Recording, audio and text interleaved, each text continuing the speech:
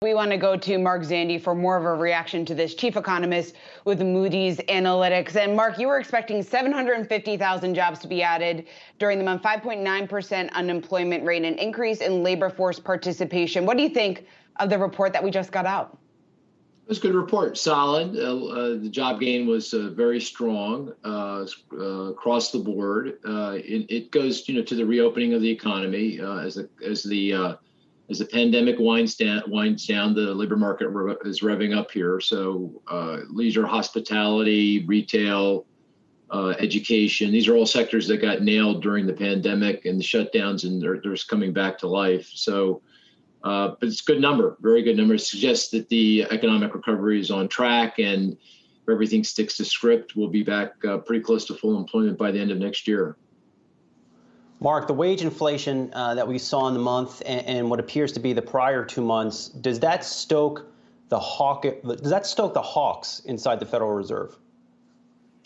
No. I think wage growth has been resilient. It's held up well, but I don't think it's at a place where I think it's going to make Fed officials nervous about inflationary pressures down the road. I think the other thing you need to consider is that while wage growth has held up very well, so has productivity growth. It's actually been quite strong.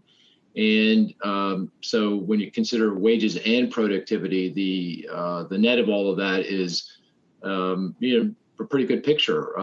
It's a win-win. Workers are winning because they're getting more wages. Businesses are winning because they're able to offset those wage costs with higher productivity gains.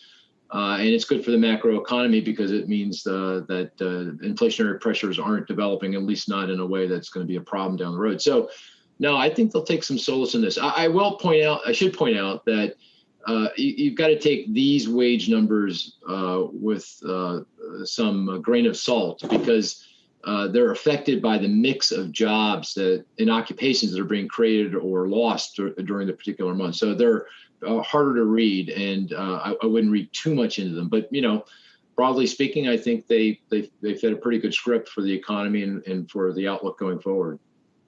Mark, talk to us about there's an employment culture shift right now happening in this country. You have employers offering $1,500 signing bonuses to go work in a fast food restaurant. They're still not taking these jobs. What ultimately solves the labor shortage if it isn't going to be a $1,500 bonus to work at a restaurant?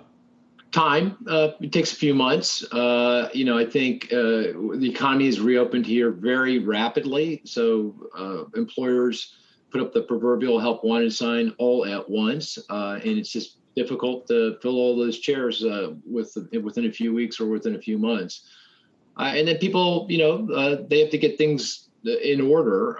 They have to get their lives in order. They get child care and elder care and work through all the different issues that it takes just to get back to work. Well, I'd also point out that businesses can't process, literally, just physically can't process more than a certain number of jobs in any given month. I mean, I work at Moody's. We have an HR function, and it's a function. We have a process, and so it takes time to work through all of that.